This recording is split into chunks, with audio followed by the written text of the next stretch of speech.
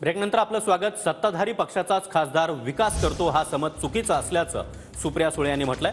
सोलापूरमध्ये भाजपचा खासदार, पण काय मोठी क्रांती घडली असा खोचक सवाल देखील सुप्रिया सुळे यांनी विचारलाय।